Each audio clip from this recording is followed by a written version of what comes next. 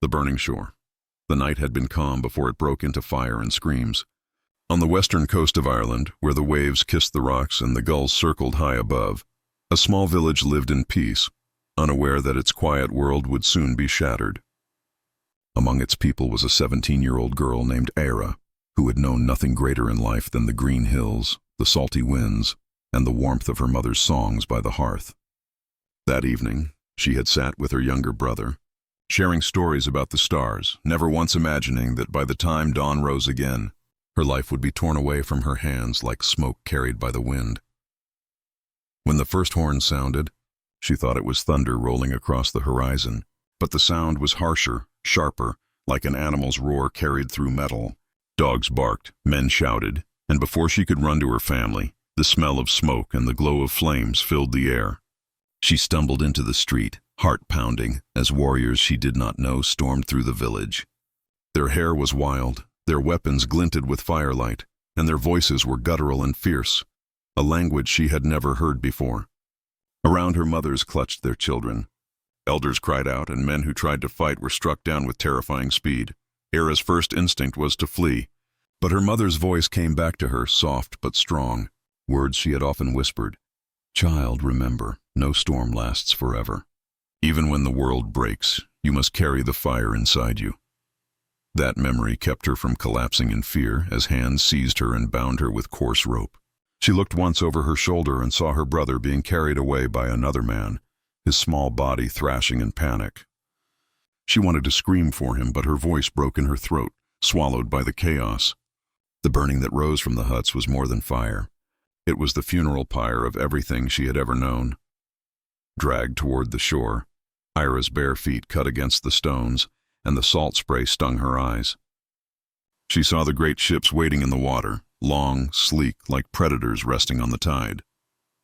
The warriors pulled her toward one of them, laughing among themselves as if this were no tragedy but a harvest, and she realized that her life had been reduced to something they could carry away. She stumbled as they shoved her toward the wooden planks, her wrists raw from the ropes, but she forced herself to keep her head high. In her chest, a spark of defiance began to glow, because she knew if she let it die now, she would be lost forever. On the ship, she was thrown among others. Men, women, children, all bound, all trembling. Their faces told stories of terror, yet when their eyes met hers, there was also recognition. They were all pieces of the same broken world now. The night carried them away from the burning shore, and as the coastline faded into darkness, Éire felt the last thread of her childhood snap.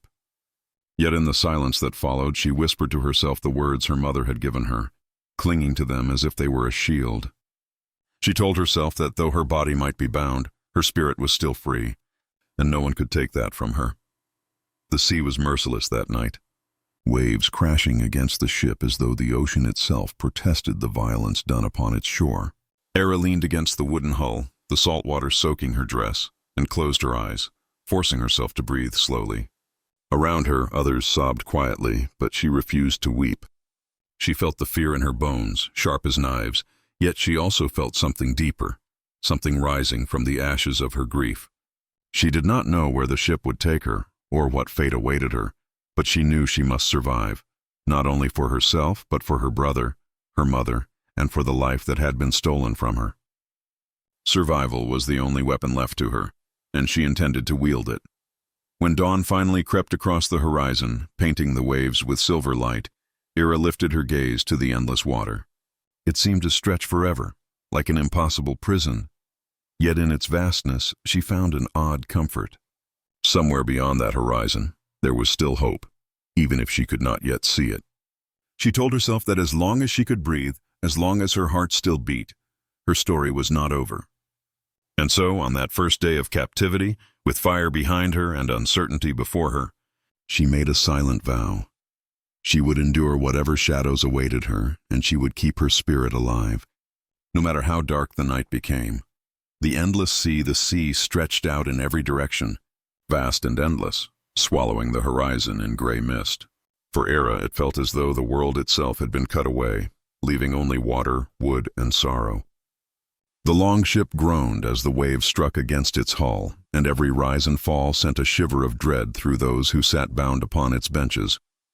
The warriors moved easily with the motion of the tide, their laughter loud, their voices rough like stones grinding together. But for the captives huddled in the center of the ship, every splash of seawater, every creak of timber, felt like another reminder of how helpless they were in this strange, merciless prison. Era sat among them, her wrists raw where the ropes dug into her skin. The cold gnawed at her bones, but she pressed her back against the curved side of the vessel and kept her eyes open, watching everything. She studied the faces of those around her, mothers clutching children, young boys with eyes wide from fear, old men whose strength had been broken the moment their homes burned. The silence among the captives was heavy, broken only by the sobs of a child now and then, or the cough of someone weakened by smoke and exhaustion. Yet within that silence, Era felt something stirring, a strange connection, as though their shared suffering bound them together more tightly than any rope could. The voyage had only begun, but already the sea tested them. Days and nights blurred together as the ship cut across the waves. They were given little to eat, scraps of dried fish, sometimes only hard bread that crumbled into dust in their mouths.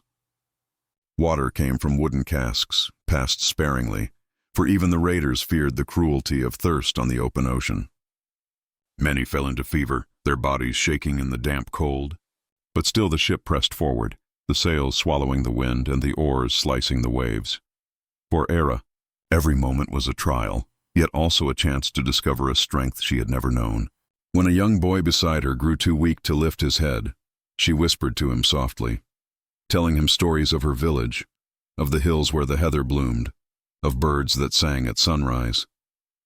Though her voice shook, the boy's eyes brightened for a moment, and she realized that even here, stripped of everything, she still had something to give, hope. It was a small gift, fragile as a candle in the wind, but it was all she could offer, and in that act she felt her spirit pushing back against despair. Storms came without warning, sudden and violent. One night, the heavens roared with thunder, and the sea rose like a beast unleashed. Rain poured in sheets, soaking everything, and the longship pitched so hard that even the warriors looked uneasy. The captives clung to one another, their cries swallowed by the storm as waves crashed over the deck. Era thought they would all be swallowed by the sea, but she refused to let fear silence her. In the chaos, she lifted her voice, singing one of her mother's old songs. It was a simple melody, trembling at first, but soon others joined her, voices rising in unison against the storm. It did not calm the waves, but it calmed their hearts, reminding them that even in the jaws of the ocean, they were still human, still alive, and still connected. When the storm finally broke, the ship lay battered but afloat. The raiders muttered among themselves, some spitting over the side as if cursing the sea, but the captives sat in exhausted silence, bound together by the memory of their shared song. Era closed her eyes, her body aching, yet in her chest burned the faint warmth of triumph. The sea had not claimed them.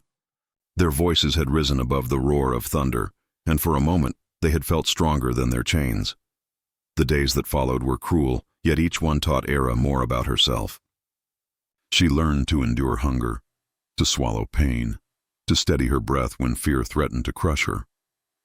She began to notice the sky, the shifting patterns of clouds, the way the stars marked the passing nights.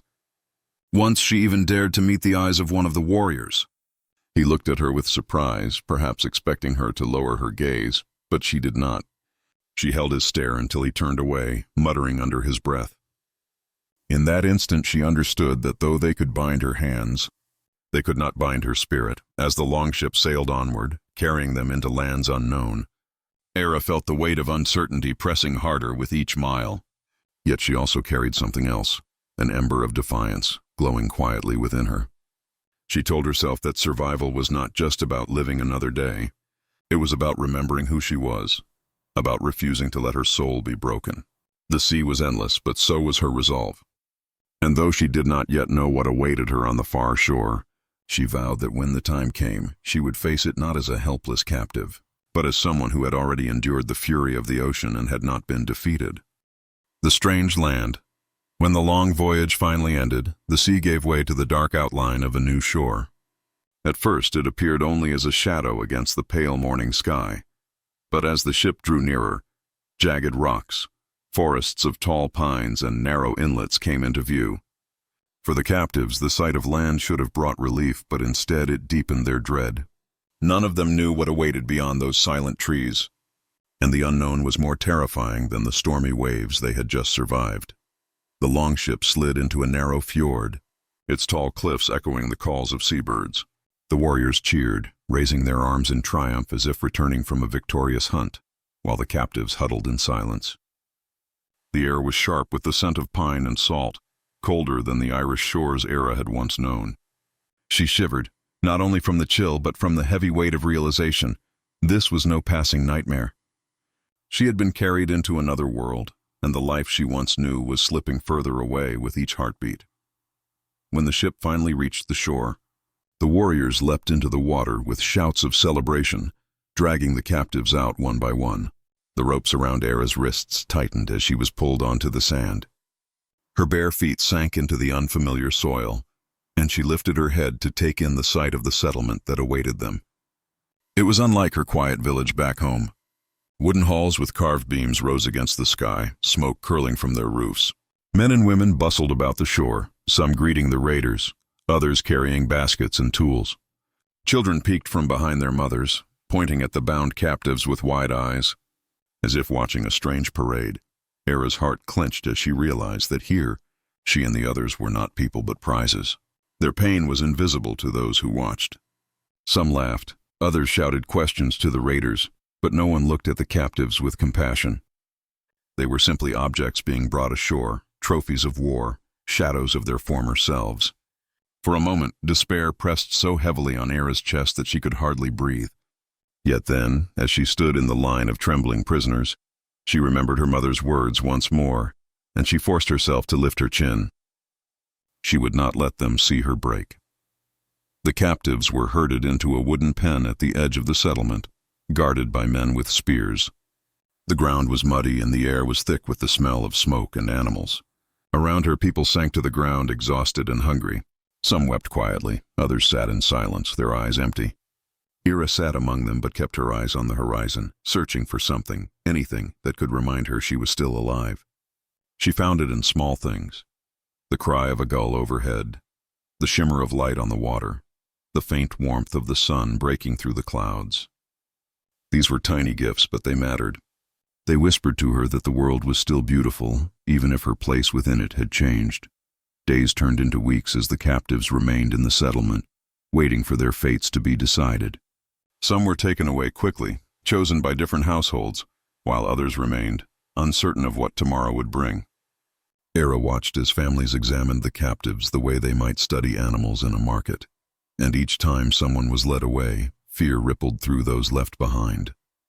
Yet even in this place of fear, small sparks of humanity refused to die.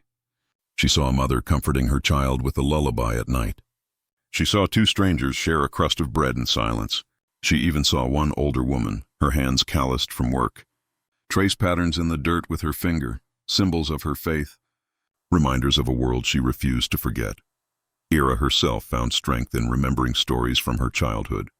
At night, when the guards were drowsy and the settlement quieted, she whispered them to those around her. Tales of heroes who endured hardship, of women who carried wisdom and strength, of battles where the spirit mattered more than the sword. At first, her voice was timid, but soon others leaned closer, hungry for her words. She realized then that stories were not only memories but weapons. Soft, invisible weapons that could keep despair from devouring them.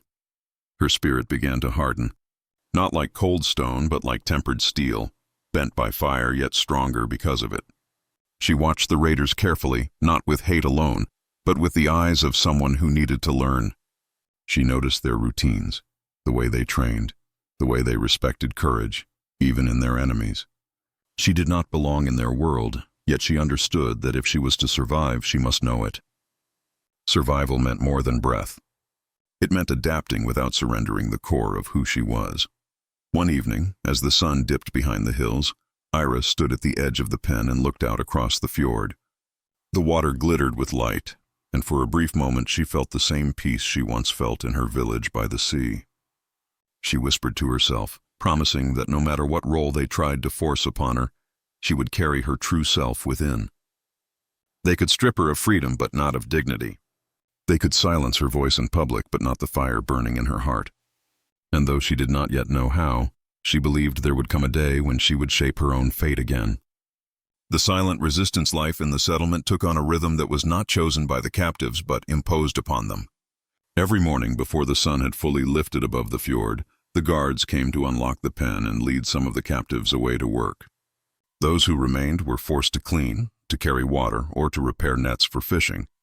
The air was always filled with the sharp scent of smoke, fish and tar, and every sound, the hammering of axes, the barking of dogs, the calls of warriors, was a reminder that they were far from home, bound in a land that was not theirs.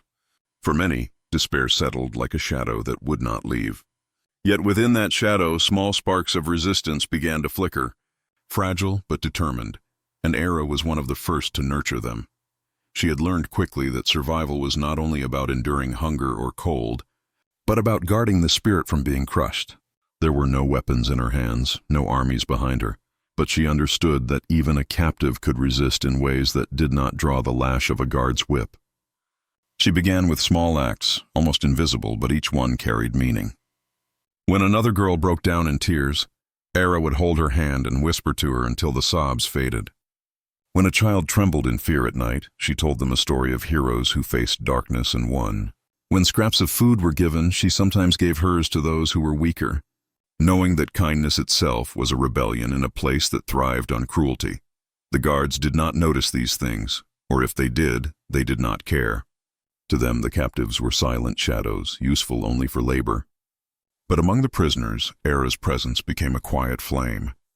They began to look to her, not as a leader in the open sense, but as someone who reminded them that they were still people, not only bodies to be worked until they broke. One evening, when the settlement was loud with feasting, she gathered a small group of women and children near the far side of the pen. There, in hushed tones, she sang a song her mother had taught her, a song of rivers, hills, and stars. The words were simple, but as her voice drifted into the night, the others joined in, their whispers weaving into harmony. They sang not to be heard by their captors, but to hear themselves, to reclaim the pieces of their lives that had been stolen. In that song, they remembered who they were, and that memory was a shield no one could take away. Over time, this secret resistance grew stronger. The captives began to share not only songs but memories, passing stories from one to another as if they were treasures more valuable than gold. They whispered of families waiting far away, of seasons in their homeland, of laughter that once filled their homes. Each memory carried pain, but it also carried strength. To remember was to defy the erasure that captivity tried to impose. Era became the keeper of many of these memories, holding them in her heart as if she were carrying a library within herself. She understood that even if their bodies were trapped here, their minds and souls could wander freely through the worlds they had once known. There were moments of danger, too, when a guard's suspicion lingered too long, or when a careless word risked exposing their hidden gatherings. But the captives learned to move carefully, to speak in codes, to pass hope in glances rather than words when needed. Resistance did not always roar. Sometimes it whispered. Sometimes it was nothing more than the refusal to bow the head too low, the refusal to let the eyes grow empty. Era, more than anyone, embodied this. Her spirit seemed unbroken, and in her quiet defiance, others found courage they did not know they had. As the months passed, Era began to notice something else. Her own strength was no longer only survival. She was changing. Her back grew straighter, her voice firmer, and her heart steadier. She no longer felt like the terrified girl dragged from her burning village. She was becoming someone new, someone forged in hardship. She was still bound, but she was also becoming unshakable. The settlement had tried to reduce her to nothing, yet in trying to break her, it had made her stronger than she had ever imagined. One night, as the moon shone bright across the fjord, she sat in the pen and looked at the stars. Around her the others slept, their breaths rising and falling like waves. She whispered softly to herself, promising that no matter what awaited tomorrow, she would continue to resist, not with swords or fire, but with courage, compassion, and the strength of memory. She realized then that true resistance was not always about fighting in open battle. Sometimes it was about refusing to let darkness enter the soul, about choosing hope even when the world gave no reason for it. That was the silent resistance she carried within her. And it was a resistance that could outlast chains, walls, and even years, the rising courage. The seasons began to change, and with them the lives of the captives shifted into new patterns of labor and endurance. The sharp cold of the northern winds made every breath burn, and the frost on the wooden beams of the pen turned mornings into endless trials. Yet through these harsh days, something within Era had grown. She no longer felt like the frightened girl who had clung desperately to her mother's memory. She was now a young woman whose spirit carried the weight of many lives. Each day she found herself standing taller, not because her burdens were fewer, but because she had learned that courage did not mean the absence of fear. It meant moving forward even while fear pressed hard against the heart. Her courage revealed itself in small but powerful ways. When one of the younger captives fell ill and the others despaired that he would not last the winter, Era gathered herbs from the ground during her work hours, hiding them in the folds of her dress. She brewed a simple drink for the boy at night, pressing the warm cup into his shaking hands, whispering encouragement until the fever broke. When others grew too weak to work, she found ways to take on their burdens, lifting water jugs heavier than her arms could bear, carrying baskets that left her shoulders bruised. Her body ached, but her soul grew stronger. And soon the others began to look at her not only as a companion but as someone who stood like a shield between them and despair. Even the guards began to notice, though they did not understand. They saw that the captives seemed less broken when Era was near, that whispers of hope passed quietly among them whenever she spoke. Some of the warriors scoffed, dismissing it as the foolishness of the weak clinging to empty dreams, but others grew uneasy, sensing that there was something unshakable about her presence. They could bind her hands, they could give her tasks that bent her back and tested her strength, but they could not extinguish the light in her eyes. That light unnerved them because it was the one thing they could not control. One evening, after a long day of toil, Era sat by the fire at the edge of the settlement with several other captives. The flames flickered across their weary faces and silence hung heavy between them. At last one of the older men spoke, his voice rough with defeat. "We are nothing now," he said, staring into the embers. "We are lost. Our homes are ash. Our names are forgotten. Why should we hope for anything?" His words fell like stones into the hearts of those around him, and many lowered their heads in silent agreement. But Era did not. She leaned forward, her gaze steady, and her voice rose with quiet strength. "We are not nothing," she said. "We are still alive, and as long as we breathe, we carry the stories of our homes, our families, and the land that raised us. They cannot take that from us unless we give it away. Do you not see?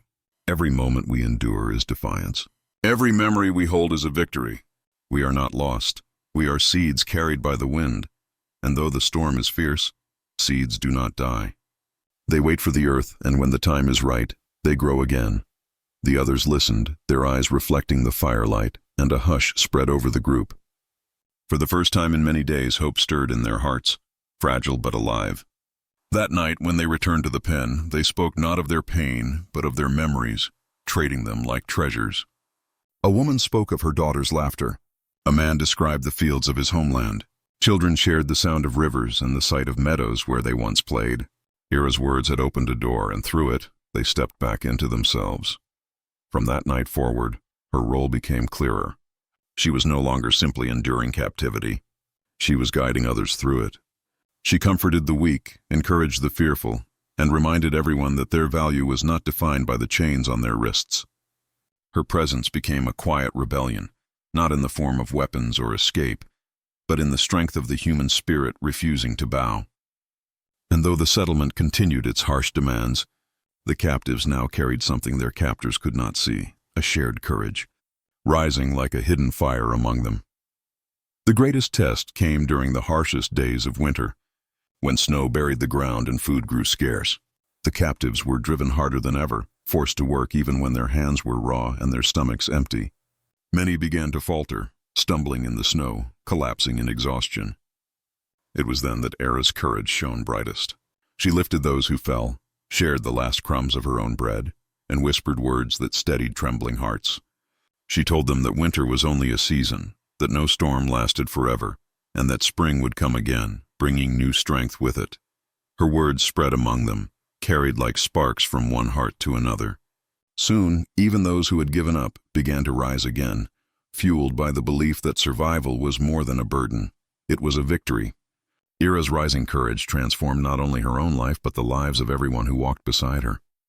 She had no sword, no shield, yet she had become a warrior of the spirit, and her quiet battle was one that even the fiercest of warriors could not defeat. And though she still did not know what the future held, she began to believe that perhaps her life had a purpose even here, even in chains. She could not undo what had been done, but she could choose what to do with the days given to her. And she chose to inspire, to strengthen, and to endure, not only for herself, but for all who looked to her in their darkest hours. The legacy of fire years passed, though no one counted them with calendars or seasons anymore. Time was measured differently now. In winters, survived. In harvests, brought in under the watchful eyes of guards. In the small moments of kindness that pierced through endless hardship. Ira had changed in those years. Her hair, once bright with youth, had darkened with the smoke and labor of countless days. Her hands were hardened with calluses, and her shoulders carried the marks of years of toil. Yet what struck those around her most was not how her body had changed, but how her spirit had grown. She had not been broken. If anything, she had become stronger, steadier, a presence that others leaned upon like a pillar that refused to crumble. She was no longer just one of the captives. In every whispered story, in every quiet gathering at night, her name was spoken with reverence.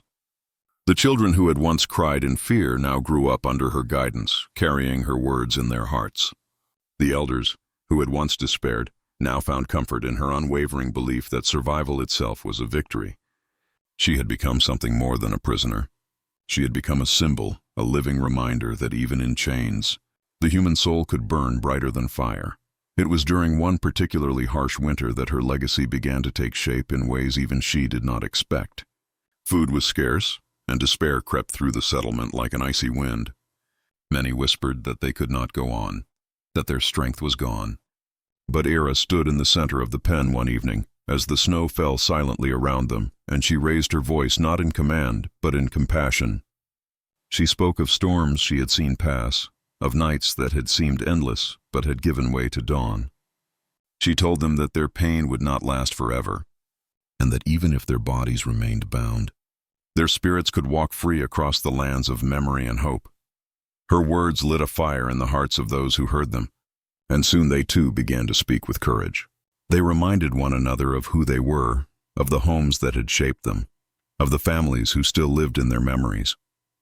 Even the youngest among them began to repeat these words, carrying them like torches into the darkest corners of despair. It was then that Ira realized the truth. Her strength had never been meant only for herself.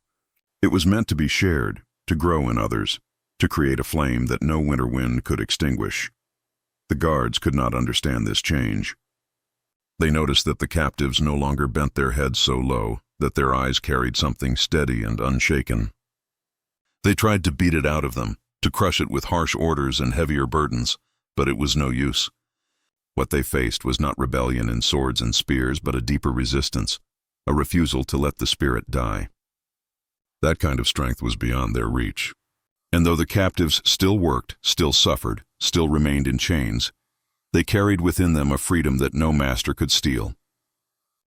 Ira's life was not one of escape or grand victory, yet it was filled with something greater. She had planted seeds of courage in the hearts of others, and those seeds grew into a forest of resilience. Wherever she walked, people felt stronger. Whenever she spoke, people remembered who they truly were. She had become a fire in the night, guiding others through the darkness. And though she did not know if she would ever see her homeland again, she knew that her legacy was already written, not in stone or parchment, but in the hearts of every soul who had found hope because of her. In her final years, as her hair turned silver and her hands bore the marks of a lifetime of labor, Ira often sat by the shore, watching the endless sea. The waves still crashed against the rocks just as they had on the night she had been taken, but she no longer saw them as a symbol of despair. To her, they were a reminder of endurance, always rising, always falling, yet never ceasing. She thought of her mother's words, carried across all those years. No storm lasts forever. Carry the fire inside you. And she smiled, for she knew she had carried that fire faithfully. The children of captives grew into adults who remembered her strength, who told her stories to the next generation. Her name lived on, not as a tale of sorrow, but as one of resilience. They spoke of her courage in whispers and in songs, passing it from one heart to another until it became more than memory. It became legend. She was the girl taken from her home, yet she was also the woman who refused to surrender her spirit, who turned her suffering into a beacon for others. Her legacy was not written in chains or in ashes, but in the fire of human endurance that cannot be extinguished. And so, though Era's life ended far from the hills of her childhood, her story did not end with her. It lived on in every soul she had touched, in every voice that rose in defiance, in every heart that carried hope through the storm. That was her true freedom, her true victory.